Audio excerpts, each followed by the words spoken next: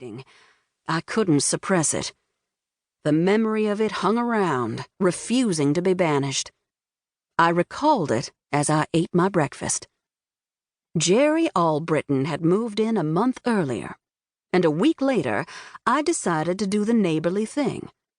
Armed with a small basket of baked goods, some provided by Azalea and others from Helen Louise Brady's French bistro, I walked across the street that morning to introduce myself.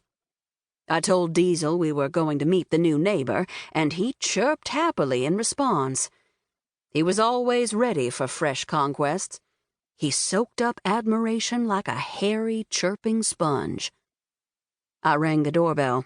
Perhaps 20 seconds later, the door opened, and I beheld Ms. Arbitron for the first time. Until then, I'd caught only brief glimpses of her out the front windows as she went in and out of the house. Up close, she was shorter than I had reckoned, probably only about 5'4" and petite with it. I felt far too large as I loomed over her. Dressed as if she was heading out to a formal dinner party, high heels, pearls, diamond rings, and the ever-fashionable little black dress, Ms. Arbitron had an air of sophistication about her. She smiled widely at the sight of me, and I smiled back a bit uncertainly. I wasn't sure whether she actually noticed Diesel, as she appeared to be so focused on me. Before I could introduce myself, Ms. Arbitron spoke. "You have to be Charlie Harris, the handsome widower of Oak Drive."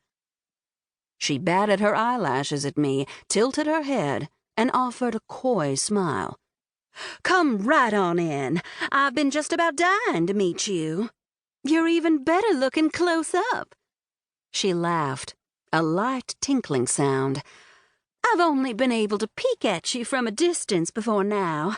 I just know we're going to be friends, so you just call me Gerry, and I'll call you Charlie, okay?" Rattled by her flirtatious manner and thoroughly taken aback, I stared at her and made no attempt to respond. She didn't appear to notice, though.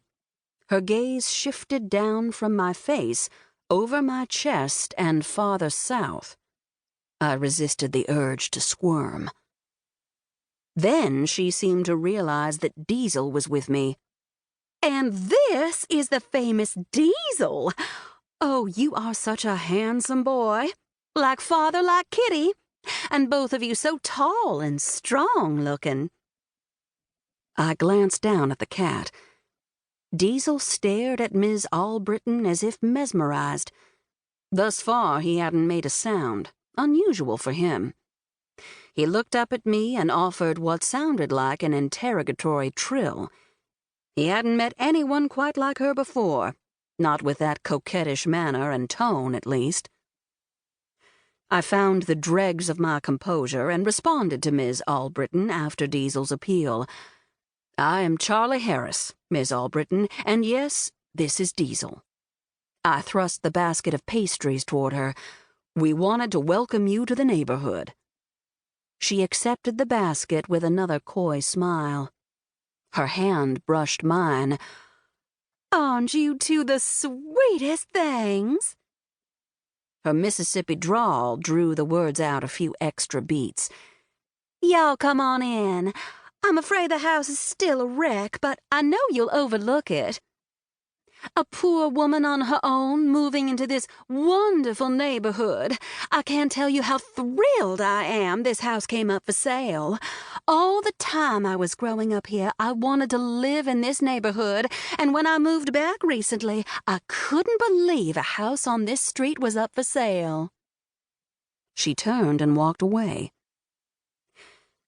At that point in our brief acquaintance, the last thing I wanted to do was enter this house, but I couldn't be rude and simply walk away, or rather, run away, if I had my druthers. I intended to tell Ms. Arbitron that Diesel and I couldn't stay, that we were expected somewhere, even though it was my one day off during the week and I had nothing planned. I followed her into the living room and discovered to my distaste that the furniture and decor consisted of what I privately